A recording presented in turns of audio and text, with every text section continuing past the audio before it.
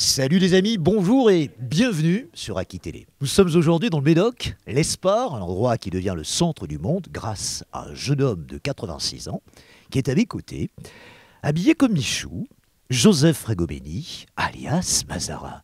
Nous sommes là pourquoi aujourd'hui, Joseph? Mais je pense que nous sommes aujourd'hui là pour voir une fresque si immense que l'artiste est présente, qu'il a réalisée. Il a mis pas mal d'heures de travail et c'est vraiment unique dans tout le Médoc faire une fresque des Misérables avec la rue authentique où ils ont tourné le film Les Misérables de Victor Hugo, où d'ailleurs vous avez tous les personnages de Victor Hugo, grandeur nature, sur scène. C'est l'intérêt de ce musée. Et chaque scène, c'est des personnages grandeur nature qui racontent l'histoire de France, bien sûr racontée par Mazarin, avec mon petit accent italien, comme vous l'avez bien compris.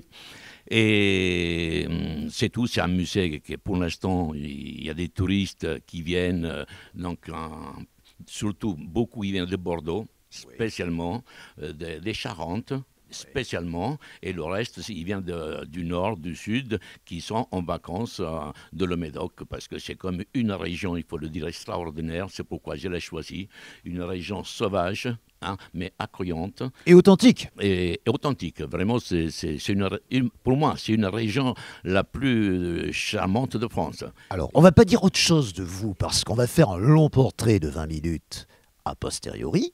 On va entendre les invités à cette inauguration.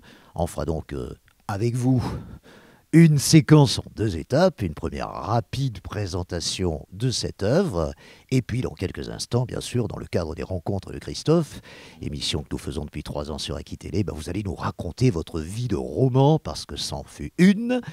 Petit couturier au tout départ, place des Vosges, immigré italien, vous avez habillé le tout Paris pendant des années, et ça, vous allez nous le raconter dans quelques instants, si vous le voulez bien. À tout de suite. Bonjour, j'ai entendu dire que vous aviez passé 210 heures, soit au ras du plancher, soit sur une échelle, pour reproduire cette formidable fresque qui, faut-il le rappeler au niveau historique, il faut le resituer, il faut la resituer, cette période nous amène dans cette période de la Commune de Paris, moment où la ville de Paris s'était insurgée après la défaite de Sedan en 1870, et où Paris avait un petit peu défié la France. Les communards ont été écrasés finalement par les Versaillais. Je rappelle un petit peu la trame historique, vous la connaissiez certainement, Gisèle. Obligé pour tracer ce passage, j'étais bien obligé de me replonger un peu dans l'histoire.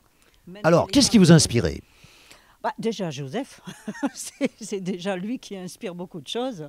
Quand il m'a demandé de faire cette fresque, j'ai dit, mais c'est grand. J'ai jamais travaillé une fresque aussi grande. Donc, j'ai dit, ma foi, c'est un défi. Et puis, faisant partie du fil rouge aussi, je me suis dit, allez. Qui est une association, faut-il le rappeler. Une association, oui. Donc, j'ai dit, Joseph, allez, comme j'avais déjà travaillé pour lui, pour le musée, j'ai dit, allez, on y va. Donc, j'ai fait des recherches avant tout pour pouvoir vraiment retracer l'histoire dans sa réalité. Donc, j'ai fait des recherches sur Internet et bien sûr, j'ai retrouvé, comme a dit Joseph, la vraie rue où a été tourné le film. Et il y avait encore l'installation des barricades au fond, mais aucun personnage. Il n'y avait rien devant au détail. Donc, j'ai fait des recherches pour les personnages, pour les costumes et tout, pour ne pas être en décalage. Et puis, j'ai inséré dedans petit à petit mes personnages pour que ça prenne vie.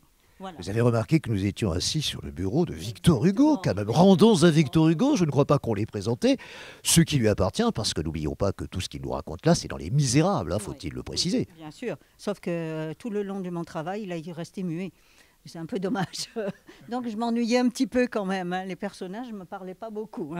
Mais bon, j'étais bien assez concentrée sur le travail. Merci Gisèle Coutreau, formidable travail que vous avez fait là, et d'après ce que nous a dit Joseph, vous n'allez pas en rester là parce qu'il envisage carrément de décorer tous les murs dans les mois qui suivent. Vous êtes embauché, vous êtes ravi de l'être ?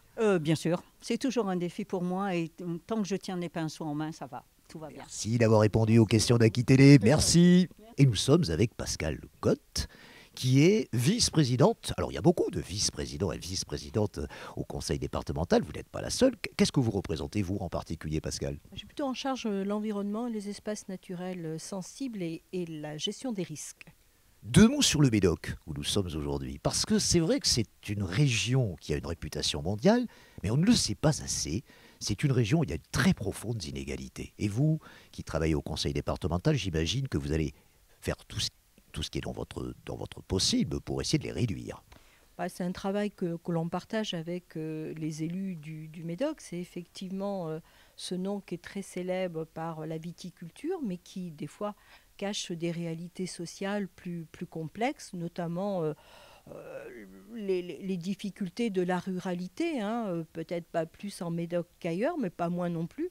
Donc c'est tout ce travail qu'il faut essayer de partenariat avec les uns et les autres pour essayer de donner toutes ces chances aux Médocains et aux Médocaines et puis tirer notre territoire vers le haut, si je peux m'exprimer ainsi. Et c'est pour ça que des opérations comme celle d'aujourd'hui, culturelle, donne une autre image que celle que l'on peut des fois croire sur le Médoc. Donc il y a beaucoup de talents, il y a beaucoup d'hommes et de femmes qui s'investissent et je pense qu'on a une très riche production culturelle et en tout cas le musée ici et la fresque faite par Gisèle en attestent. C'est quand même un mariage insolite entre l'ex-italien Monsieur Fragomeni et le Médoc, parce que finalement, rien ne les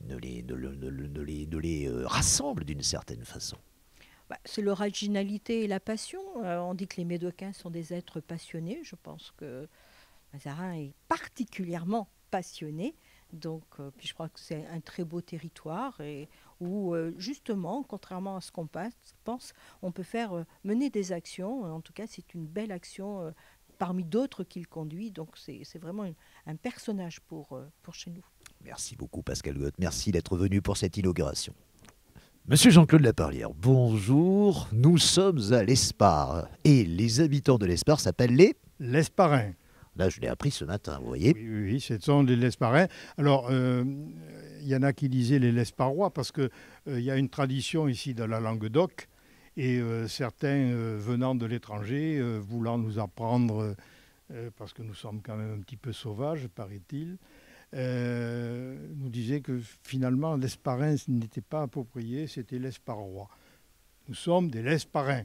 Vous êtes des Lesparins Voilà. Et vous connaissez et vous accueillez depuis de nombreuses années Joseph Fragomeni alias Mazarin dans votre ville. Et c'est pour cela que nous sommes là aujourd'hui. Voilà, donc je l'ai vu arriver, ce personnage un petit peu bizarre.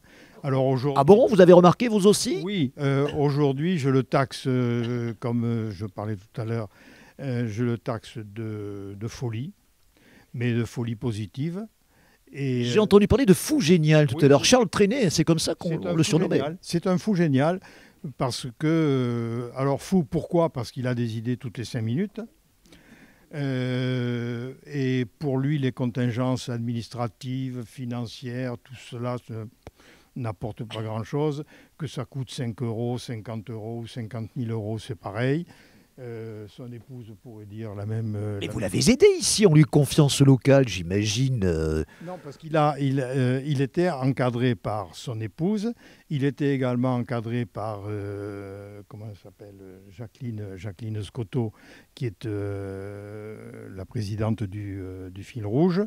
Donc, on lui a fait complètement confiance parce que la balance penche en faveur de la créativité.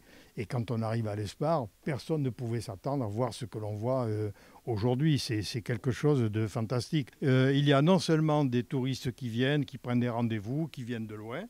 Il y a également toutes les écoles qui viennent. Des écoles viennent également de Bordeaux. Donc c'est non seulement culturel, mais c'est également didactique parce que il a été installé, comment dirais-je, une installation, enfin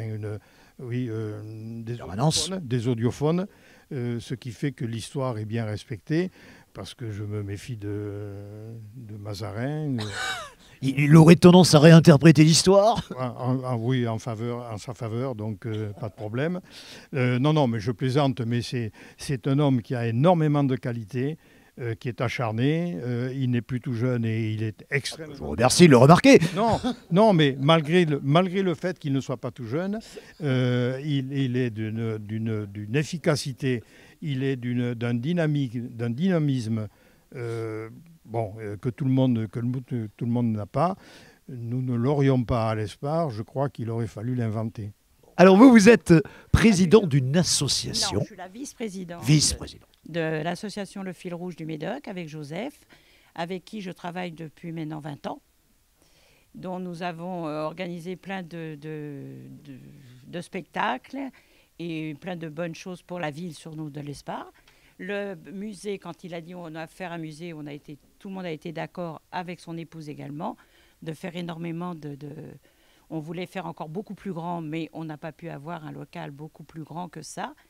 Et je trouve qu'il va falloir que la mairie se décide un jour ou l'autre de trouver un local plus important où l'on pourra faire plus de fresques et plus de grandes choses pour cette ville qui est très attrayante et qui est maintenant commence à prendre de la valeur pour toutes plein de choses. Alors je garde pour le portrait que nous allons faire de Joseph cette manifestation. On ne va pas en dire deux mots, mais on demandera à Joseph de nous en parler tout à l'heure. Voilà, Top modèle. Oui. Deux mots peut-être, un mot. Alors, ou deux mots. Top modèle, moi je représente, je suis la présidente du jury et je m'occupe aussi de la décoration et je m'occupe un peu de la logistique de cette manifestation qui avec Joseph, nous faisons ça également depuis 20 ans.